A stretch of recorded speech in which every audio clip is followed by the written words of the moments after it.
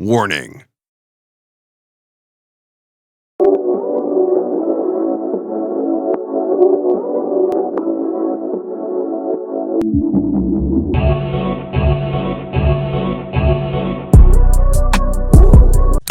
Trouble.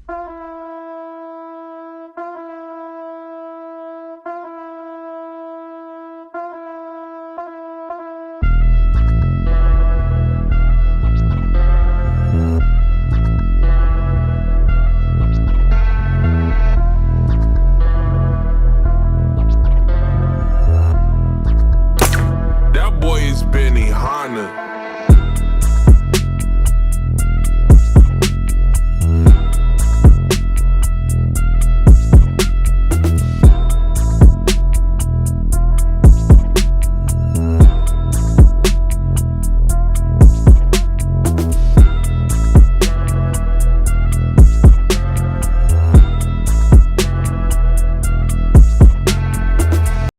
What's wrong with Daddy Baby? Why you?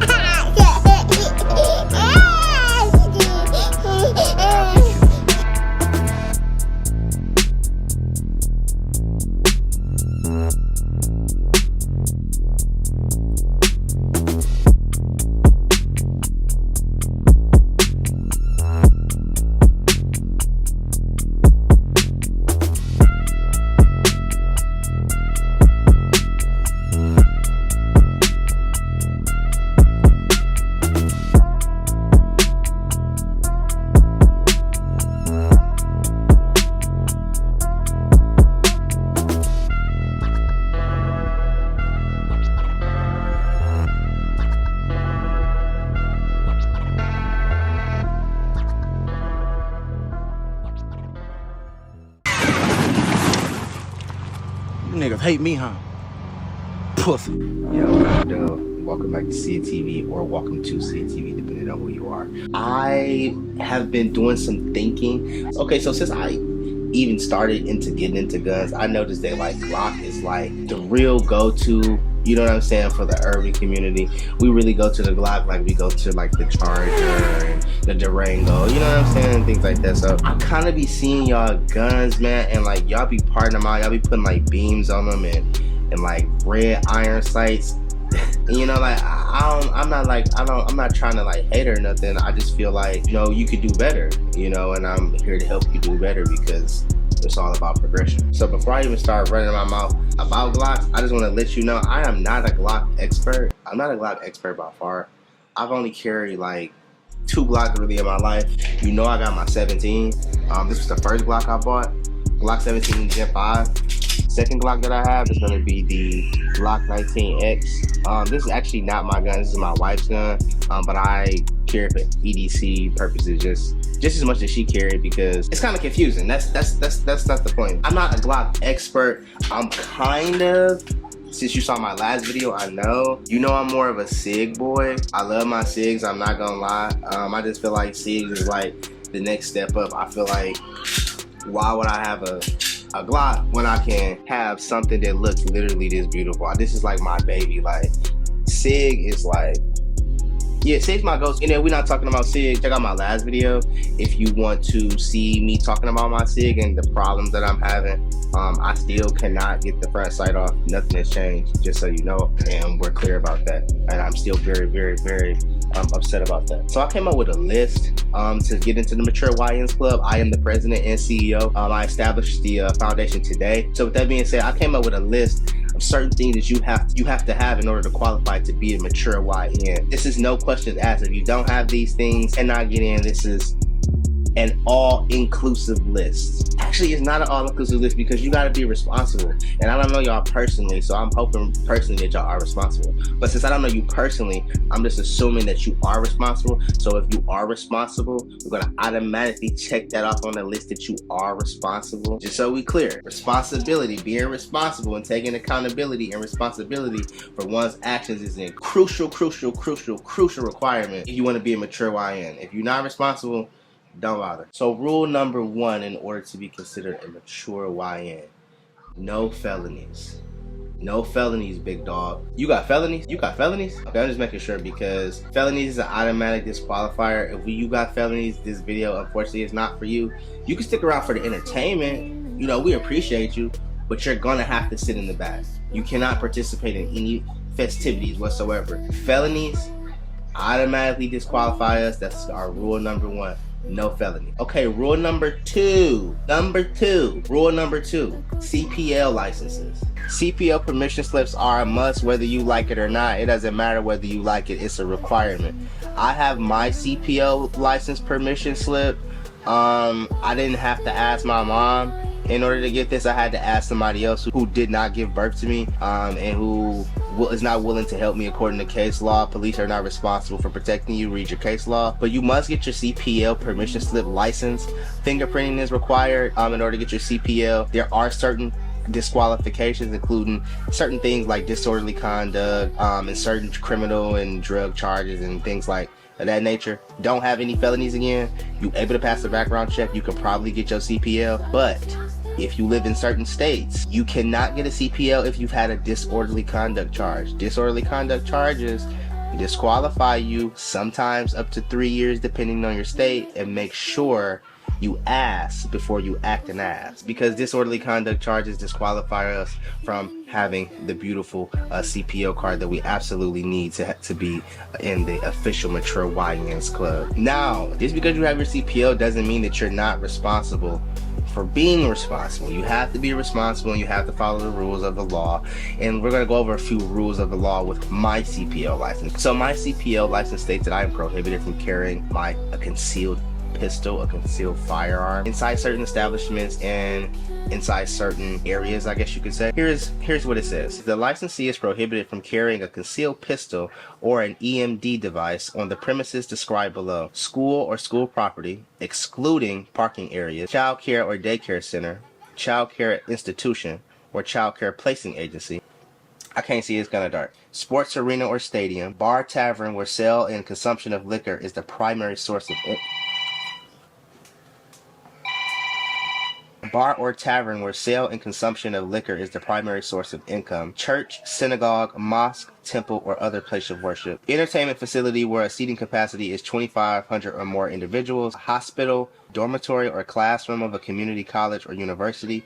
And a casino. Casino, dormitory, classroom, college, hospital, church, synagogue, bar, tavern, school, excluding parking lot. You cannot carry your CPL in there. Does that make it more dangerous for me and you for taking care of our little babies? Absolutely, but there's nothing you can do about it until you, I guess that's how it would go. You would sign a petition to appeal the law or something like that, or contact your state representative to appeal the law. But nothing that we can do. Gun-free zones are the most dangerous places to be in, because we know majority of mass shootings take place in gun-free zones, and that's why I hate going anywhere that tells me, oh well, you can't bring your firearm here. Why not? You anti-life. If I can't bring my gun in here, I'm assuming you're anti-life. Fuck you. So more importantly, again, CPL licenses are a must-have. We must have them whether we like them or not. They are permission slips, but as of right now, there is nothing that we can do about having these permission slips unless you live in constitutional carry states. But it's also another thing about that. When you're trying to go get your CPL, it might not be that easy for you, because some states are shall issue states and some states are may issue states.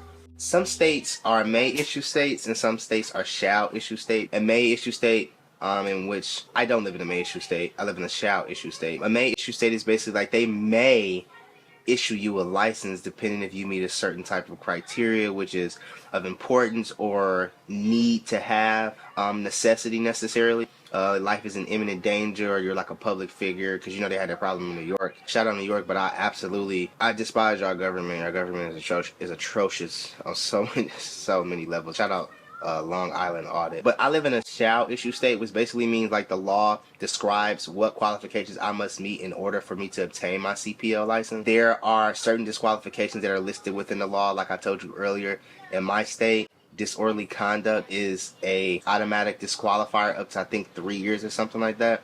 There are other offenses that you can commit, which is maybe drinking and driving on a suspended license, or not having a valid license. That that can definitely be an issue. That can disqualify you from obtaining a CPO. But one thing I want to point out is that the reason why I mentioned the disorderly conduct charges, because they're a disorderly conduct charge. I've watched a lot of police videos. I say that, and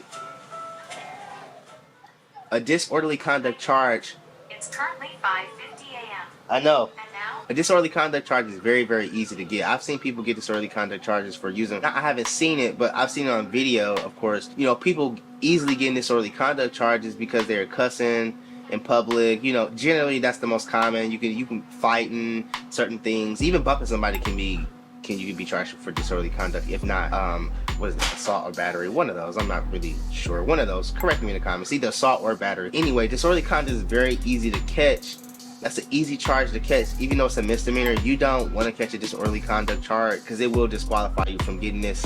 So that's one thing that I have to absolutely point out to you. So CPLs are a must. Stay away from disorderly conduct charges, drinking and driving, driving on a suspended license or not having a license. Don't have our permission slip to drive on the road. We must have our permission slip to drive on the road, regardless if Chicago Coach versus City of Chicago says something totally different. I want to remind you, I don't agree. However, but driving on the road is a privilege. It's not a right. You don't have a right to drive on the road the same way you don't have a right to defend yourself. Does that make sense? Yes. Now that we don't have any felonies, we got our CPL license, you have to decide on a firearm. Specifically what? Because we talking about what? A Glock. Okay, so let's talk Glocks.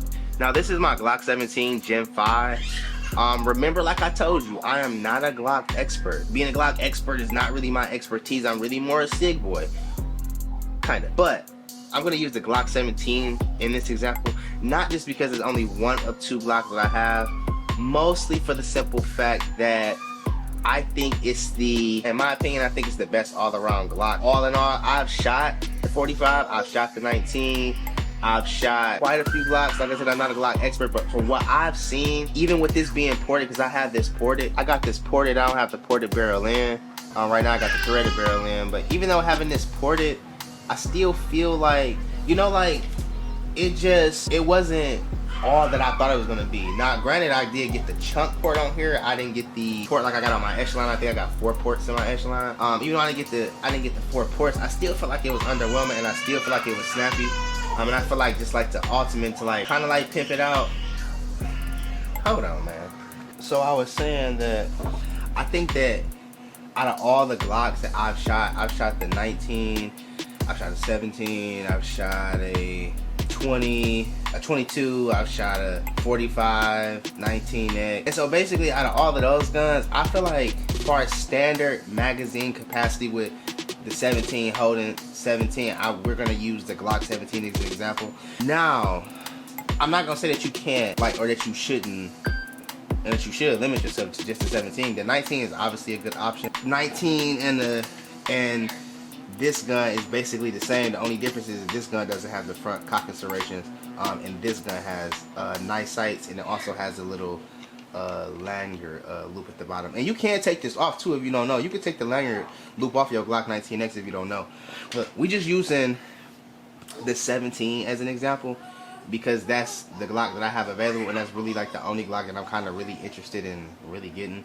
At this point, I was thinking about getting a 34 for that long slide, and throwing a dot on there, but then when I seen it in person, it just wasn't as impressive as I thought. And me specifically, I think I'm looking for like a 34, like a Gen 4, Glock 34 Gen 4 ported is more so what I'm looking for. If I can find a ported version, that would be great. Unfortunately, I can't find the ported version, the one specifically that I'm looking for.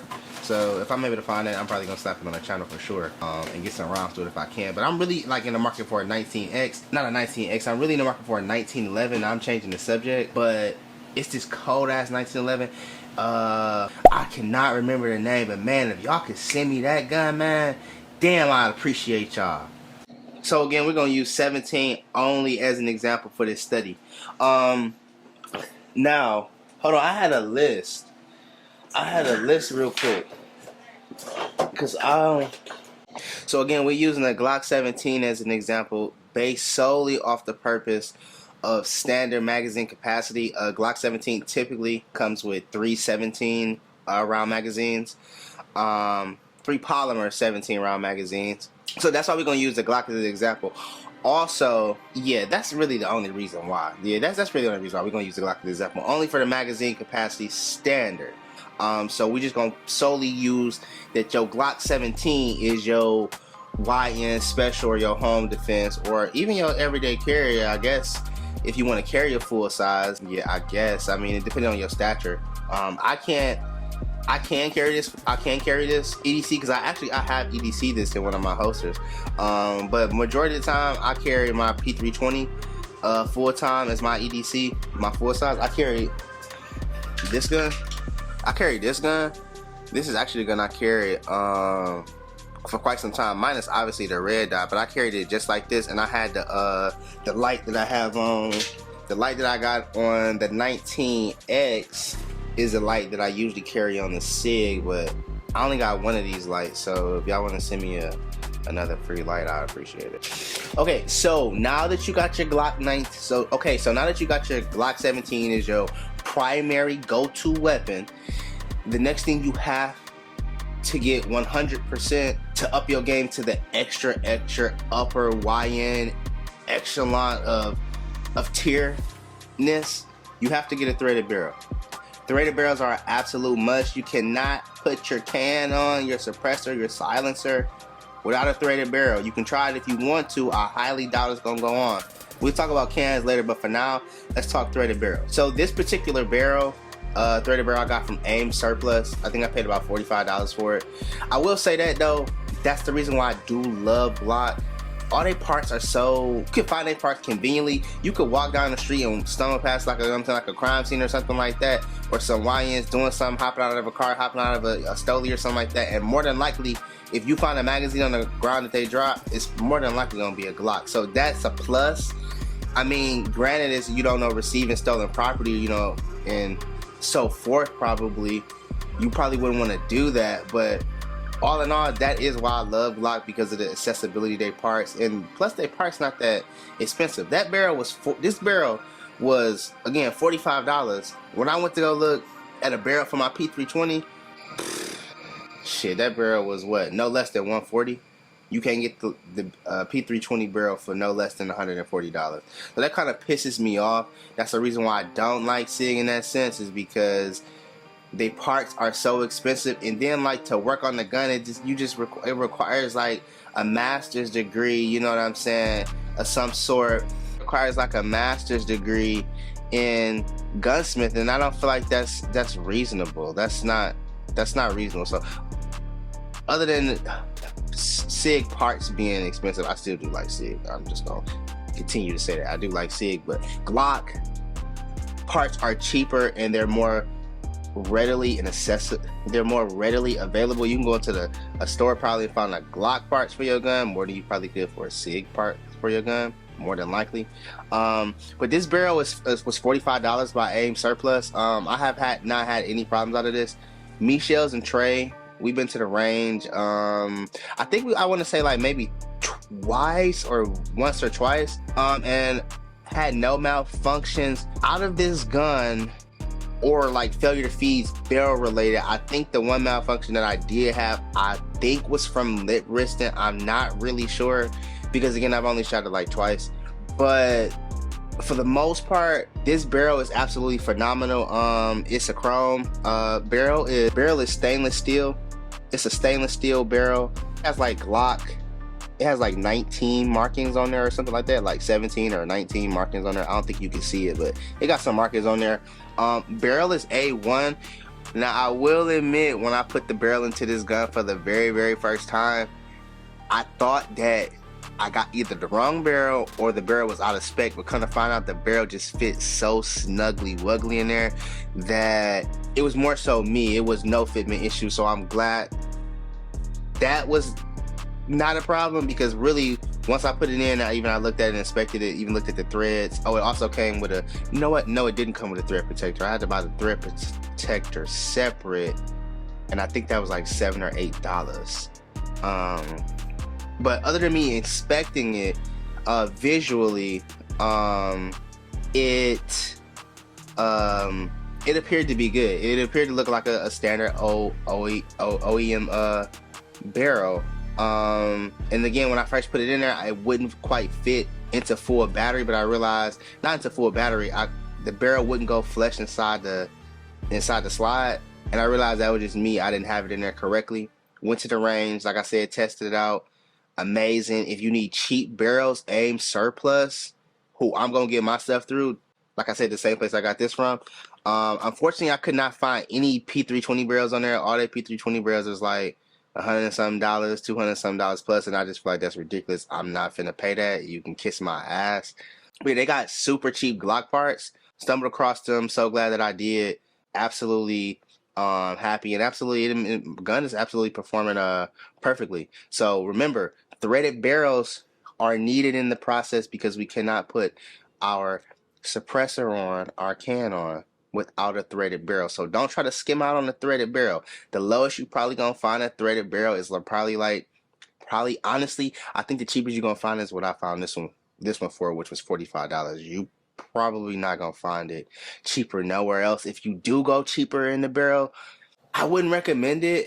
I feel like a $40 threaded barrel is probably the cheapest I'm willing to bet my life on. And some people, and probably y'all disagree, that that you probably, what I'm saying, probably wouldn't even want to try a threaded barrel. Probably wouldn't even want to risk it. But me personally, I'm gonna risk it. I feel like it was worth the risk. It was worth the investment. I just think this barrel just absolutely just looked gorgeous. 100%. So Aim Surplus, get your threaded barrel from Aim Surplus. $40. That's all you need. You trade that off anyway on a 3.5. Go ahead and just get you threaded barrel, $40. You good to go. Okay, so next let's talk ammunition. Ammunition is extremely important. I do be seeing a lot of y'all carry like generally these type of rounds. Now I do see a lot of y'all carry these. Keep in mind, bro, these are training rounds or target or practice rounds. These are not EDC rounds. These are not everyday carry rounds. These are not rounds that you're going to put in your gun to defend your life with, because what?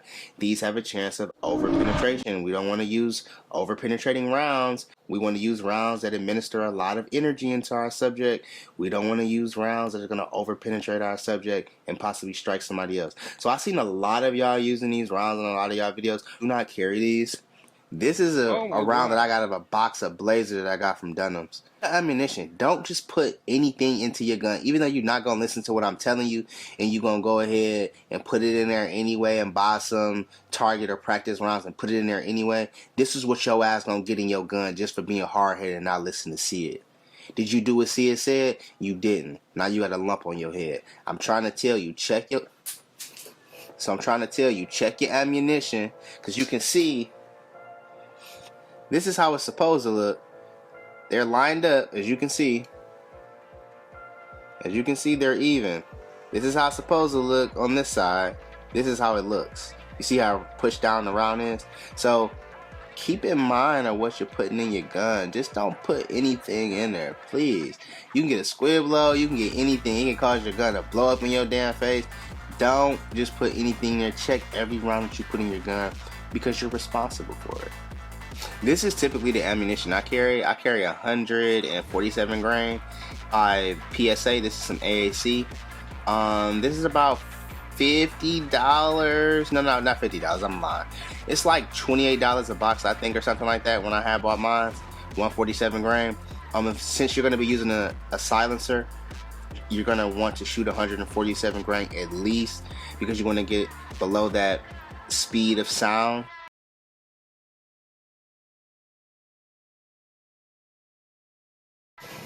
And just so you know that I'm not lying, here's a box of Blazer, right? Here's a box of Blazer. Here's another round. See, look, here's another one. Here's another one. This one is exactly the same. I got two, just so you know that I'm not lying and I'm not making this up. Here goes the other one. And here they go side by side. That's crazy. So check your ammunition. Don't just throw anything in there, man. Your life could depend on it. I would hate to see you hear about something, one of y'all happened on the news, and they talking about you was watching one of my videos, and then right after that some shit like this happened. Please don't do that. Don't do that. Other than Federal and AAC, I really can't suggest to you any other 147 grain and up that I would use. Hush makes some, I believe, 159 grain. I haven't tried that. I've only tried the Federal and the AAC, but I will say that I have had malfunctions in my Strybog. Again, this isn't Federal, this is AAC, but with the Federal 147 grain, I have had malfunctions in my Strybog. I haven't had any malfunctions in my Glock with it, but I have had malfunctions in my Strybog. Okay, so that means what? That means that we must do our due diligence. Due diligence is extremely important. Being thorough is a part of being a mature YN. Thoroughness is a absolute must-have characteristic. If you don't have thoroughness, you're going to suffer in the end, and then you're going to be in the buy 3 times, cry 3 times party train, and you don't want to be in that boat. I've been in the buy once, cry once program. I've enrolled once, immediately discontinued my membership, canceled, couldn't get my money back, unfortunately, but I said fuck that, and I don't want you to do the exact same thing. So make sure you check your ammunition before you destroy your gun or you destroy your face. Let's talk suppressor height sights. Now, I have suppressor height sights on here, but they're not night sights. They're just blacked out in the front and in the rear. So these are not night sights. Get night sights on your gun. Night sights are a must. Night sights, maybe some Trijicon might run you about $120. There are other night sight companies that make night sights like Fusion. I can't think of the others off the top of my head, but just type in Google some night sights other than Trijicon.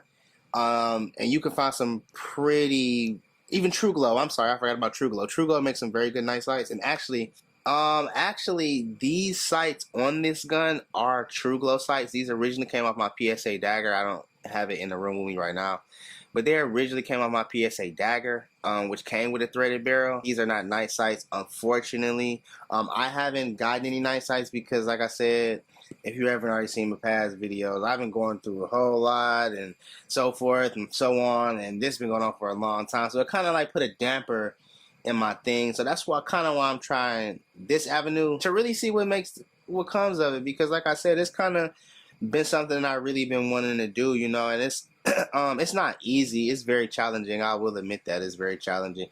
Making videos at 5 o'clock in the morning, being a full-time parent, eventually at one point in time working a full-time job, you know what I'm saying? Realize that jobs are not for me, and I absolutely hate all jobs the exact same way that I said before. I absolutely hate all jobs, and they're just nothing but a waste of your time. They're just draining you of your precious energy and your resources that you can never replenish. They never give you back what they take from you. That's another story. But I haven't got the night sights because night sights are a little bit on the expensive side, and I kind of decided to put my funds kind of towards suppressors because I thought that was more important, that was more imperative to the overall mission of protecting my family to the fullest extent.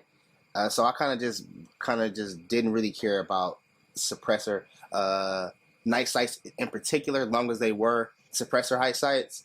I really wasn't really caring, but it really didn't even make a difference because I don't have the suppressor on right now, but with these sights, I can even being blacked out, I can still see clear over the suppressor and exactly what I'm aiming at. Even in the video when we went to the range, I wasn't expecting to be able to see my target as clear as I was able to see it with them being blacked out like that, but shells was hitting, I was hitting, Trey was hitting. I think that it shot A1. The only thing that I would say is that maybe point of impact was way lower. Maybe I don't want to say way lower. No, I want to say way lower, but point of impact was a little off, and it wasn't because the can wasn't on tight. It was tight. If you do put a can on any of your pistols, remember that you have to check that can for as far as tightness and fitment every 30 rounds. So generally every 2 mags, check to see how tight the can is to make sure it hasn't loosened up so you don't cause a baffle strike, a malfunction, or catastrophic failure or anything like that. Every 30 rounds, check the suppressor to make sure it's on there good and tight, and make sure you have an oven mitt or something to that effect because them hoes get very hot. Now in combination with your suppressor height sights, get you a red dot. This is a hollow sun I have on here. This is a 507 hollow sun I have on here. I'm not sure of the exact model because the model is facing you. Hopefully you can see it. But get you a red dot. Red dots are absolute, I wouldn't say an absolute must. I would start with iron sights first. Once you've trained enough, you've got enough training, you got your iron sights down pat, grab you a red dot. Get you a red dot then. Train with your iron sights first. Get you iron sights, some good iron sights. If your Glock doesn't already have any, which I'll just lie because we already know Glocks have the fucking worst iron sights to ever exist in the history. It's nothing we can do about it. So upgrade your iron sights, obviously, to the suppressor height sights. After you get your suppressor height sights, get you some ammunition. Like I said, remember to check your ammunition and train. Train. Me personally, I love Hollow Sun. I haven't had any Trigicons or anything like that. The only red dots I have on my guns is a Venom Viper and different Hollow Sun model dots, and to me Hollow Sun works pretty good. I do have a Hollow Sun dot that did die on me, and I don't know why it died, and I haven't got it even looked at. I think Hollow Sun got a warranty. Do they have a warranty on there? Can I still send that in? I just kind of said forget it. Battery died, changed the battery, and then it just never turned on again, and I just kind of said screw it. But I'm gonna check out and see if I got a warranty. I'm pretty sure I do. But get you a dot. Red dots are absolute must, but keep in mind that red dots will die. So even though you get this red dot, keep in mind that it could possibly die, and you're gonna have to rely on these two, your iron sights. So that's why I told you from the beginning, train with your iron sights first, and then go get you a red dot. You can do it in reverse order. You can just slap it all at once and train with it all at once. But in my opinion, I would advise you to train with your iron sights first, then move to a red dot. Other people may say totally different, and honestly, either way would really work. But as long as you get the important message is you can't buy skill. So let's not get confused. You can't buy skill. So if you don't train, you're going to be ass. You're going to be catching manslaughter charges and your ass is done. And then simply because you didn't listen to nothing I said. So train. Training is imperative. Train as much as you can. Now, I know that ammunition is expensive. Ammunition is not cheap. There are drills you can go online. You can look up on YouTube of how to reserve your ammunition, use as least ammunition as possible while also getting the most effective training out of your session and the most value out of your time. So I don't know if you can see it, but this red dot on this Hollow Sun has it's a multi-reticle. It has the circle. It has the dot. It has the circle with the dot in the middle, and it just has the dot by itself. This model I have is the 507C GR for green dot. I'm assuming, right? Just tell me if I'm tripping. If any of y'all got like the Hollow Sun, I think it's the 40, whatever. Ain't that picture window smaller than this dot right here? I know I'm not tripping because when I look at both of them, and by the way, that's the one that died. When I look at both of these side by side, and I aim, to look through the dot, the picture window is definitely smaller, and I don't remember nobody ever talking about anything like that.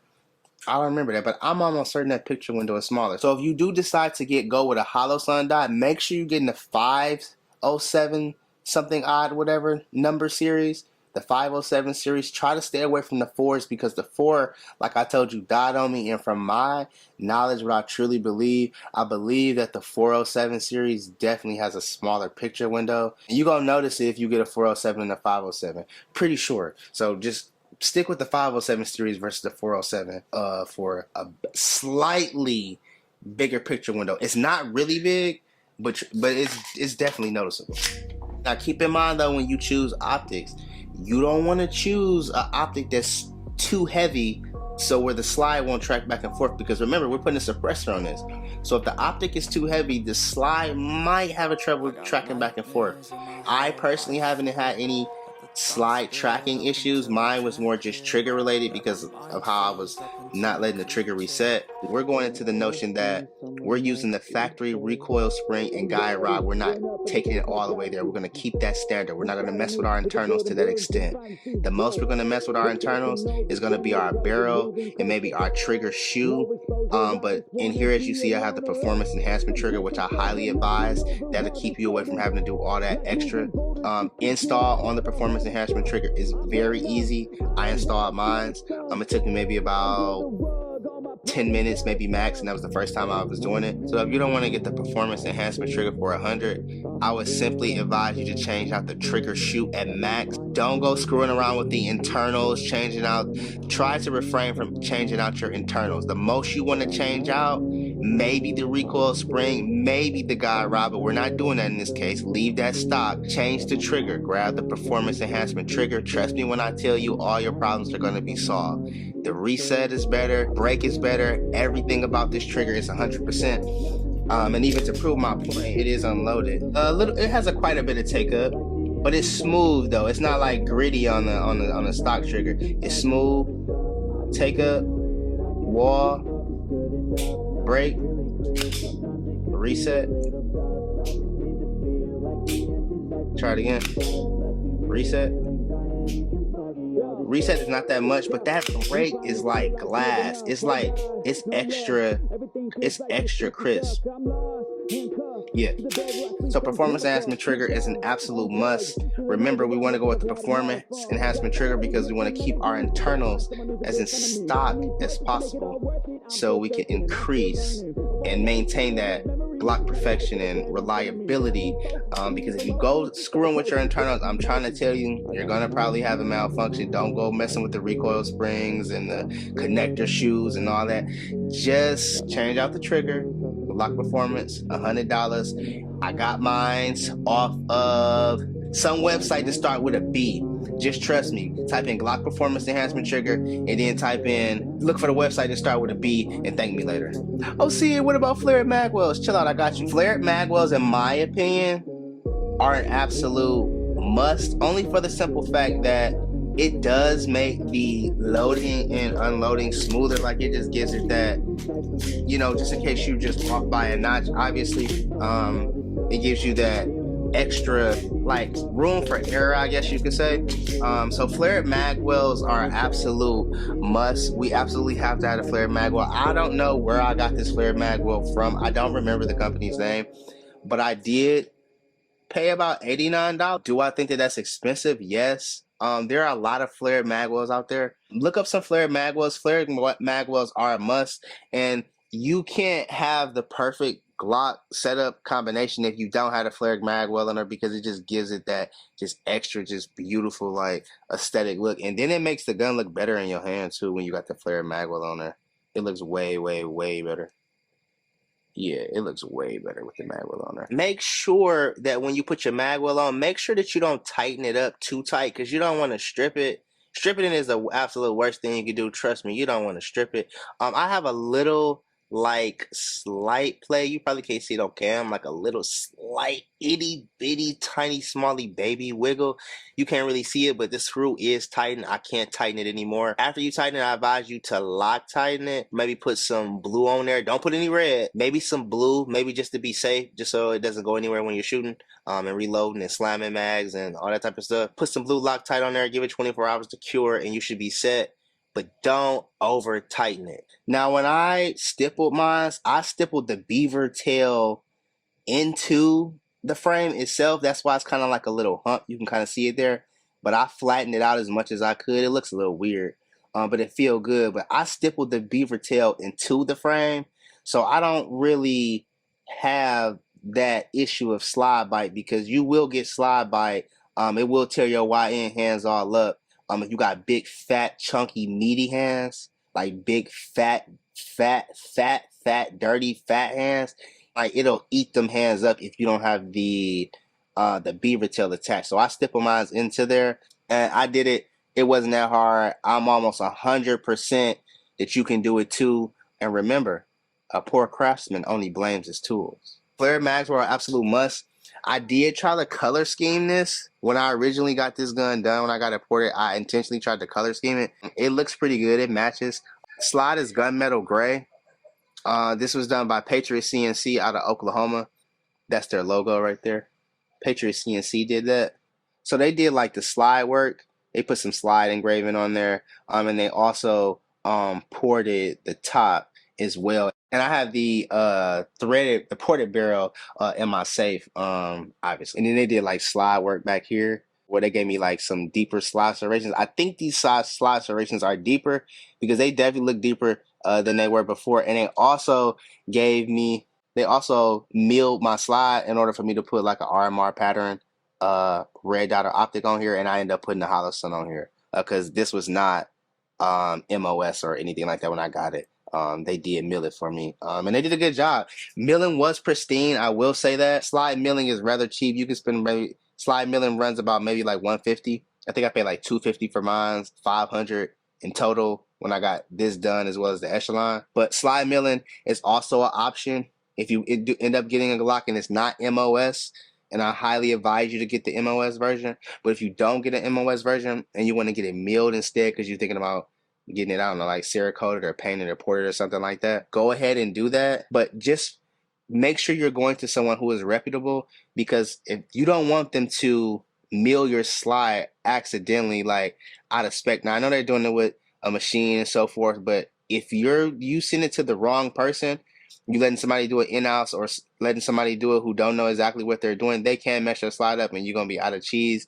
And I would hate to see you, have your Glock ruined because somebody don't know what they doing. That's fucked up. And on top of that, when you do send it off, you already have to wait fucking 4 to 8 weeks, 12 weeks. Lead times be astronomical, and they ain't even asking for the money later. When they get it done, they want all the money right now. So, you know what I'm saying? So make sure you go to somebody reputable before you just send your gun off somewhere to get it ported. Because shit, they might even steal it. You don't know. Okay, so let's talk about magazines. This is a KCI magazine. I have a few KCI magazines. Here's another one. She's unpackaged. I haven't unpackaged her yet. This is a 7.62 AK mag. Magazine packaging is pretty decent. It has all these socials and everything on there. I love KCI. I have never had a problem with KCI, especially out of my AK mags. They run absolutely flawless. I think I have like 3 of these. This is like the only extendo type deal that I will recommend you to put in your Glock if we're being serious, other than a factory mag or... Because even when you put like base plates, like I got this SLR, you are modifying the standard magazine and you are potentially messing with the reliability, because you do have to take the factory spring out and you have to put the SLR spring in there. That is a potential factor in the functioning and reliability of your firearm, because given that it is the standard magazine, the base plate is not factory. So we're gonna take it that route. I would go with the second best option, in my opinion, KCI. I have had 0 problems. I love their magazine. Glock magazine, AK magazine. Now, them the only 2 magazines I have. As far as my testing of these magazines, I have never had a problem. Single malfunction, short stroke, short feed, short nothing. KCI runs to perfection. I highly advise you to cop them if you're gonna go extendo. This is a 30 round mag, and this is the highest that I would probably recommend you to go up to. Also for concealability, if you're trying to conceal it, or this is not something that you're trying to conceal, it's something that's laying around in the house or on your table or something like that. If you don't have kids, but if you do have kids, you probably got it locked up, maybe in a vault tech or in your safe or something like that. But if you do decide to go extendo mag, go KCI. I do have another extendo mag that I don't recommend you to use. I haven't had any malfunction out of it, so I can't talk trash about them. My YouTube master's degree that I have in the videos that I've watched and I've obtained, don't try to refrain from using ETS. I'm not hating on ETS. All that I'm saying is that I've seen some videos where they don't run as reliably as one would prefer them to run. Now, have I had any issues? No. Would I prefer you to still use them? Probably not. The difference in quality between these 2 magazines obviously is different. Obviously, this one is more of a polymer and one is just more of a, I guess, just a plastic. But the durability definitely lies in the KCI mag over the ETS mags. That's just like clearly like a night and day difference. I feel very confident dropping this mag on the ground, but I don't feel that confident repeatedly dropping this mag on the ground. Let's say even if it was like half loaded, repeatedly like dropping on the ground or something, like training with it or whatever, I don't feel like this would hold up at all. This is definitely gonna crack, so try to avoid the ETS. Get you some KCI instead. Both of these mags, I believe, hold 30 rounds. I'm not sure, one might hold 35. And another reason why I love the KCI mags is because, you know, it's very Glock replica-y with the numbering of the rounds on the back of the mag. That's an absolute, to me in my opinion, it's a must-have. Small little detail, but must-have on your magazines, especially if they aftermarket, and you definitely can't beat the quality in this mag. Price range, I think I paid like $35 for this, to be real. Some will probably think that that's probably an excessive amount, and it might be, but it is an extended mag, and it functions, it's reliable. KCI all the way, you got my vote. Okay, so but now when we choosing our magazines, remind you, since we're shooting suppressed, we have to clean our magazines. Tip of the day, clean your magazines once you get your whole setup going and you shoot it suppressed, because you will have carbon buildup. This is a prime example. I've shot this mag maybe twice and you can see all that carbon buildup on there. Absolutely clean your magazines as well once you shoot them a few times, even if you're not shooting suppressed. That carbon buildup within the magazine will potentially cause a reliability issue in the future. But this is a prime example of how dirty a magazine can get from just shooting just a couple of times, maybe just 2 mags. And I think it wasn't even 147 grain. I believe I was shooting 115 or 124 grain when I was shooting out of this mag. And here's another one. You can see just a little bit of carbon buildup. I think I shot maybe 1 mag out of this. And here is a P mag. This is a P mag 21 round mag. If you necessarily don't trust the other option that I kind of gave you, I would advise getting a P mag. It's a 21 round mag, super cheap. I don't know where I got this from. I think I literally paid like $10 for this mag. Very, very good mag indeed. I have no problems out of this mag. I shot this mag maybe 4 times. Had no issues. 21 round P mag. Absolutely must have. Also another alternative cheap option if you don't want to go with the KCI mag, but I do advise you to go with the KCI mag. I'm telling you, because the KCI mag has steel feeding lips on it. That's a must-have in my mind in regards to reliability and durability. You want the steel lips on there because, as you can see, they both have the steel feeding lips on it. The regular Glock 17 mag with the orange follower, and then the KCI mag with the black follower. Let's talk lights. You cannot see in the dark, okay? You cannot see in the dark, okay? So with that being said, lights are imperative. You have to get a light. Stop getting the laser guide rod, laser beam, trigger, switchy. Stop doing that. I hate it when y'all do that, and I hate seeing that. It brings the morale of the entire mature YN audience completely to a zero and a halt at a standstill. Stop doing that. Get you a light, save you up some cash. 3.5s, wait. 5ths, wait. Light first, because you can't see in the dark, because you can't shoot in the dark. If you want to be responsible, what's the first thing? We got to see what our target is. We can't just spray at anything just because we hear a bump in the night or we hear a fart just appear out of nowhere, out of a corner. You can't just start spraying. You must have a light. Lights are imperative. Now that we know lights are imperative, what type of light? This light is kind of like etched up and done up, but this is the TLR Streamlight 9, the same as I have on all my guns. Streamlight TLR 9 is really the only light that I really trust, as far as lumens, as far as brightness, as far as candela, as far as spread. The reason why I like the Streamlight type of lights is because the little push paddle that they got here. You know, you got some other ones where you gotta like flick it down. You got some where I believe you have to, I don't remember the other style, but I know on the other ones you have to flick them down. I don't like that. I like more of the push in style, double tap to strobe, single tap, hold to hold for momentary, press in once for constant. I like this setup system. So majority of you, I think, would probably love the Streamlight TLR 9 because of the push little button system they got on here.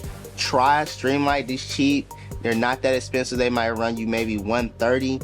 Definitely worth it. Rugged, heavy, made of some good quality aluminum, and I absolutely highly recommend the Streamlight if you're gonna go pistol light, especially if you don't have a light on your gun, because again, lights are absolutely imperative.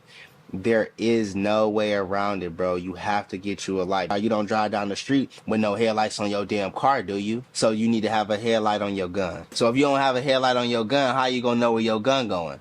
How you gonna know your bullets? How you gonna know your bullets going if your gun ain't got no headlight on? Now, to change these Streamlights are very, very easy. I don't know if this is something I can't show you, but it's just a twist of the cap. You twist this cap off, batteries come out, throw your new batteries in. Batteries that are required for the Streamlight are CR123 batteries. You can get them off Amazon. You can get it from Home Depot. They will run you about $12 to $15 depending on how many you get and where you get them from. Also, depending on the brand. They are CR123 batteries that the Streamlight takes. You get them off Amazon. You can get them from Home Depot. And you cannot get them from Family Dollar. So like here go an example, right? Here go like a O-Light. This is a O-Light PL Valkyrie, I believe. Now this one has like the push button. Like you have to like pinch it in instead of like pushing it. You gotta like pinch it. This light is another very, very, very, very, very good option. It's extremely bright. Blinded the fuck out of you. It is extremely bright. I believe you get this off Amazon. I believe I got this light for like $80 or something like that. You can see the name right there. Hopefully the PL Valkyrie, I believe Pro or Balder Pro, they might have changed the name. Very good light. If you want to go lower than the Streamlight TLR series, go with the O-Light series. O-Light is wonderful. I have like 3 O-Lights, 4 O-Lights, and I love every single one of them. And the only problem I did have with them is that one of the screws came out and I never did end up getting it replaced. The O-Light is definitely a win, and I don't regret buying this, not even by far. It has momentary on, it has constant on, and it has strobe as well. Hopefully I ain't blind y'all, but yeah, it has strobe as well. This light is an absolute must. Don't count the O-Light out, bro. Trust me when I tell you, O-Light be hitting. Don't count O-Light out. Another reason why I like the O-Light is because it's rechargeable. It comes with a magnetic charger. You just slap it on there. You can really charge it anywhere. So if you have a USB port or anywhere laying around, you can just slap your magnetic charger on here and charge it. I highly recommend this boy, because if you don't want to worry about batteries and you just want to just plug and play type of deal, O-Light, PL Valkyrie, or Balder Pro, absolute must have. Now also, you might want to undercut your Glock though. If you do decide to stipple it, when I stipple mine for the very, very first time, I never stippled a gun. I went off Amazon and I got a cheap little wood burning kit. Also with a stippling like head kit off of, I don't remember the website. You just look up stippling kits. And I undercut it as well. The undercut was originally too sharp, so I had to use some sandpaper to sand it down. You can see I undercut and stippled underneath. Again, it was too sharp. This is the part that Trey was saying that was cutting his hand right here. This part right here. But it is still, it can be a little bit too sharp. But after you constantly touch it over and over, it does begin to dull out, and it's not necessarily as sharp as it used to be. But yeah, definitely think about undercutting. But remember, if you decide to undercut, you cannot Dremel or shave this down too much, or you're gonna, the surface area will become weakened, and then it won't be as sturdy as it once was. And I know I'm not using the proper word sturdy, it's very, very late, but it won't be, it'll just be too weak. Don't shave this down, okay? Don't shave it down too much. Be careful what you're doing. Take your time. If you need a little bit of research because you're not 100% sure of what you're doing, go on YouTube. It'll take you like 20 minutes, 30 minutes max to see what you're doing. But don't rush through it. Practice first. Get like a practice frame or something. You got some extra like frames or like plastic laying around, or even like, you know, like old pistol grips from your AK that's like rubber, that's like plastic, like Magpul grips or something. Try it on them before you go straight trying it on your Glock, because you're gonna regret it if you mess it up. And don't come blaming me in the comments on how I messed your gun up or how I fucked your gun up and it's all my fault and now you bankrupt. Okay, so let's talk about stippling.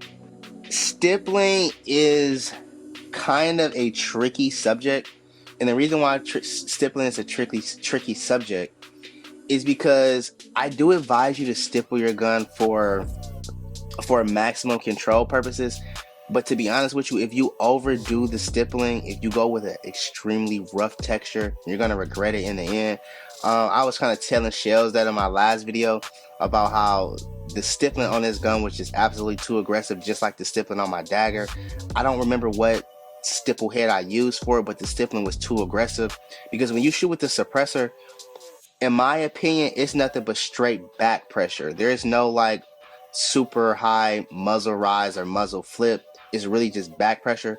So with the back pressure, for some reason, it's like the stippling, it just is stabbing you in your hand instead of it giving you a grip, you know, where it's kicking like this. It's like it's just driving the gun straight back. And to me, it doesn't hurt now as I'm doing that, but when you shoot the gun, that stippling, that aggressive texture will affect your hand. It will start to give you, you know what I'm saying, like some cuts, you know, like some abrasions or something on your hand, like some scratches or whatnot.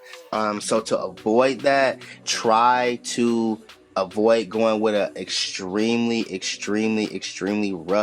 rough. This bitch won't focus for nothing.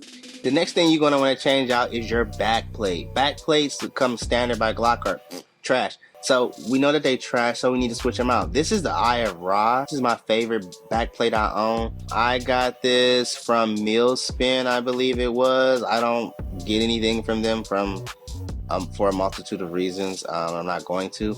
But I got this from them guys, and it's pretty cool. I think I paid like $20 for it. They had like a deal or something like that. I think I got two for like $40 or something. It is like blued, as they call it, and it is engraved, and it is I think this is aluminum, I believe. I'm not sure if it's aluminum. It might be aluminum. But the quality, the fit, the finish on this is absolutely A1. I hope somebody else, maybe one of you guys, I hope y'all could probably even make back plates, or y'all do, and y'all can send me some and I can try them out and put them on all my guns, you know, and shout you out and appreciate you. But yeah, back plates change out is a must. Back plates change out is not hard. You can look that up and change a back plate out in 5 minutes. The first time I changed a back plate out, it literally took me 5 minutes to put the back plate on and to put it back on. First time, it's not that hard because Glocks is easy to work on. But SIGs, okay, so the last thing on our list that we're going to need to complete our mature YN starter kit, a suppressor. You cannot complete the build without a suppressor. Suppressors are absolutely mandatory. And I know a lot of us don't want to talk about suppressors because we got to go give our personal information. We got to look down our butthole. They want to know all our information. But listen, the same information that you're putting on your 4473 is the exact same information that you're going to have to put on your Form 4. There's no difference. The only difference is that you got to give them fingerprints. But if we have a CPL, we have to give our fingerprints anyway. We don't have a choice but to go down there and give our fingerprints. There's no choice. So they already have our fingerprints on file. Government daddy already know who he is. Go get you a suppressor. Absolutely mandatory. There's no questions asked. You don't want a super heavy can at the end of your pistol. This can comes in two configurations right now. I have it in the smaller configuration, the short configuration, only because it's a lot more swordy, like a sword, I guess you would kind of say, a sword, and it feels still like a pistol with just like an extension at the end of it. It's kind of hard to describe. It's very lightweight. Definitely under a pound. I don't have the specifics, so I'm not going to get into like all the actual details. I'm just telling you the main things you need to know. You're looking for a suppressor that is lightweight, that is modular, meaning you can take it apart, break it down, and clean it, preferably with a baffle system, which is basically cones more so on the inside instead of like just one solid piece of like, it's kind of hard to describe, like a street basically. You want more of a baffle system, and you also want to make sure that your suppressor is set up and optimized for a pistol, meaning it has a pistol booster assembly system in it. Not all suppressors come with the pistol booster assembly, so make sure it has that pistol booster assembly in it, and you should have absolutely no problems with directly threading it onto any of your pistol that you have a threaded barrel for. This suppressor is and I'm about to put this on camera too. I ain't gonna show you, but I'm gonna put it on. So this suppressor is a rugged Obsidian 9. This is a rugged Obsidian 9. I think I paid about $900. I got this from Silencer Central. They actually delivered it right to my house. I will say that me personally, the suppressor was more than what I expected it to be. I didn't expect it to be this beautiful. I didn't expect it to be this light. And I kind of want to say I didn't expect it to be this convenient, because this is the most convenient suppressor that I have gotten. My first two suppressors, my other two suppressors rather, currently ongoing because it's an ongoing situation, is absolutely driving me crazy. I just certified for my third suppressor, which I believe was maybe 2 weeks ago. I still haven't heard anything back. This suppressor I did online. I did everything through the internet basically. I never had to go anywhere. On top of that, they dropped it right off at my door. I wish that I could go through Silencer Central every time to get all my suppressors. The only problem is that I'm poor and I don't have the ability to like pay like full retail price for like every suppressor that I get, because like the third one that I just got, the CSG Mod 9, I think I got that one from Double M Defense in Texas. Shout out Texas and shout out Double M Defense.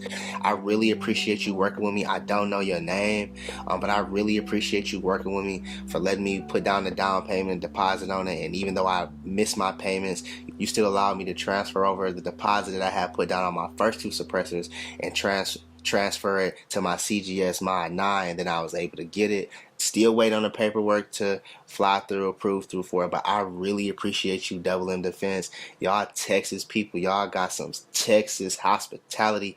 I appreciate y'all. Y'all gotta listen. Y'all gotta send me an invite. Could come down there and shoot, man. I would love to come down there and shoot. Where I'm at, man, they on some other shit. They trying to break in houses. They trying to pretend like they the utility people, bro. I'm trying to be on some other freedom loving, mature, man, take care of my family, enjoy this only life I get type shit. That's what I'm on. I'm not on anything else. I don't care about fashion.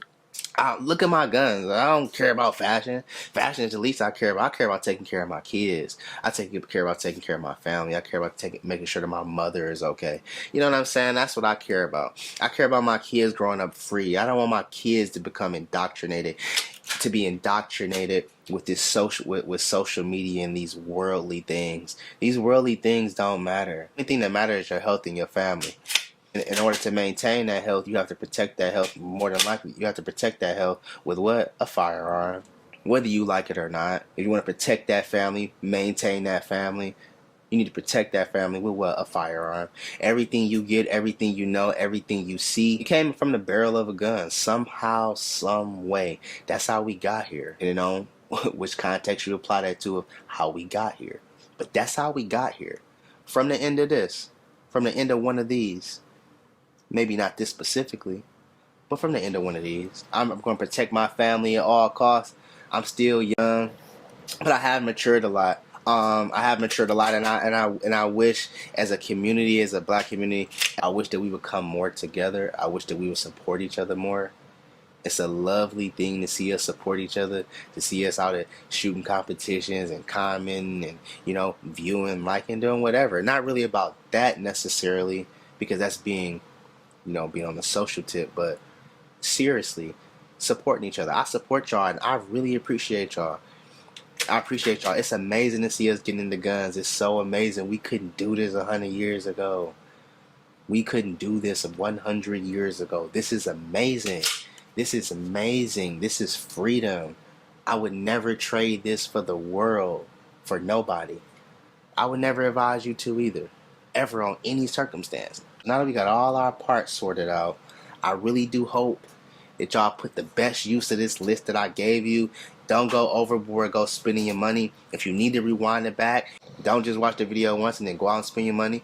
Watch it again so you can see what I said, just in case you forgot a few things. And if I forgot something, please let me know.